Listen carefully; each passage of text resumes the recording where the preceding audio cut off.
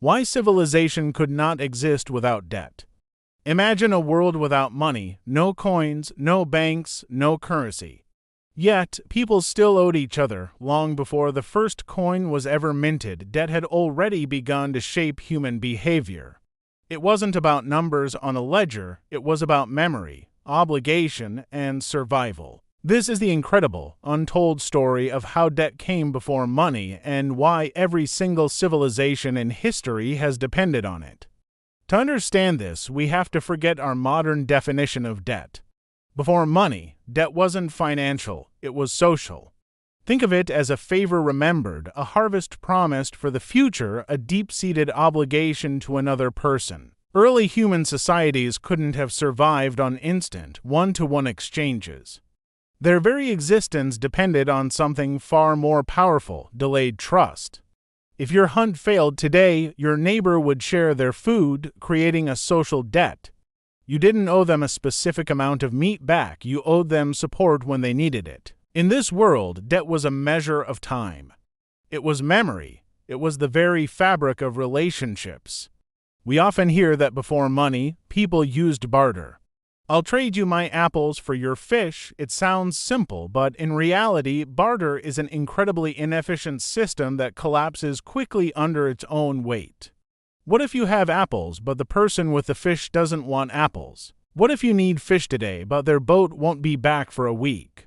What if your 5 apples aren't considered equal in value to their 1 fish? This problem is called the double coincidence of wants, and it makes direct trade extremely difficult. Debt solved this fundamental problem beautifully. Instead of struggling to find a perfect, immediate exchange, humans created a system of obligation. The phrase IOU became a revolutionary technology, far more powerful than simple trade. It allowed value to be transferred across time and between people without any physical currency. I could give you my apples today, and you would simply owe me something of value in the future. This system of credit and obligation wasn't an obstacle. It was the engine that allowed societies to grow, cooperate, and become more complex. This system of social debt existed long before writing. But interestingly, one of the primary reasons writing was invented was to keep track of these debts. The earliest known forms of writing, like Mesopotamian clay tablets or simple tally sticks, weren't used to write epic poems or philosophical treatises. The very first records humanity kept were not stories or laws. They were lists of debts: who owed how much grain to the temple, who owed labor for a community project, who owed a certain number of livestock. Civilization needed a memory that was more reliable than a single person's mind, and these early accounting systems provided it. Debt was the first thing we deemed important enough to write down. As societies grew, this system of recording and managing debt began to transform into a new form of power. Those who kept the records, the priests in the temple, the early administrators, gained immense control. They decided who owed what, when it was due, and what the penalty for non-payment would be. Suddenly, the power to forgive a debt became a tool to rule societies. Debt created social hierarchy. It created dependency.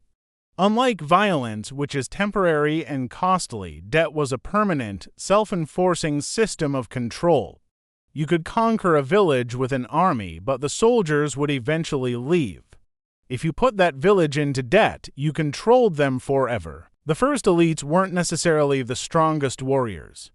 They were the meticulous record keepers, the ancient accountants. This principle of obligation was the cornerstone for the birth of the state. Early states didn't begin with clearly defined borders or flags. They began with a centralized system of obligation owed to a ruling authority. What are taxes, after all, but a debt owed to the state in exchange for its services? Conscription for the army was a debt of service.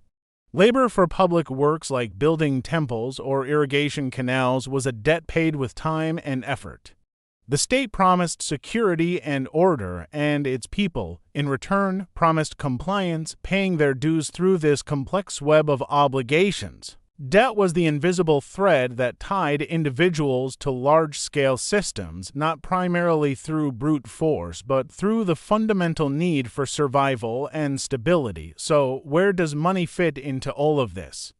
Money didn't replace debt. It just hid it. It made it abstract. Currency made debt portable, impersonal, and easily transferable. Instead of owing your neighbor 3 chickens, you now owed the bank a specific sum of money. But the underlying structure remained identical. Someone owes, someone controls, and someone enforces the obligation. A mortgage today operates on the same basic principle as a grain loan in ancient Sumeria. Modern finance is just ancient debt with more zeros and complex algorithms. The illusion is that money is the real thing, but it's just a token representing the debt that truly powers the system. In the end, we must realize that debt is not a financial invention. It is a profoundly human one. It is a technology of social cooperation. Before there were coins, before gold was considered valuable, before the first states drew their borders, there was obligation. There was the promise of IOU, and every single human civilization, from the first small villages to the sprawling global economy we live in today, was built not on money, but on the ancient and powerful idea of debt. Thanks for watching.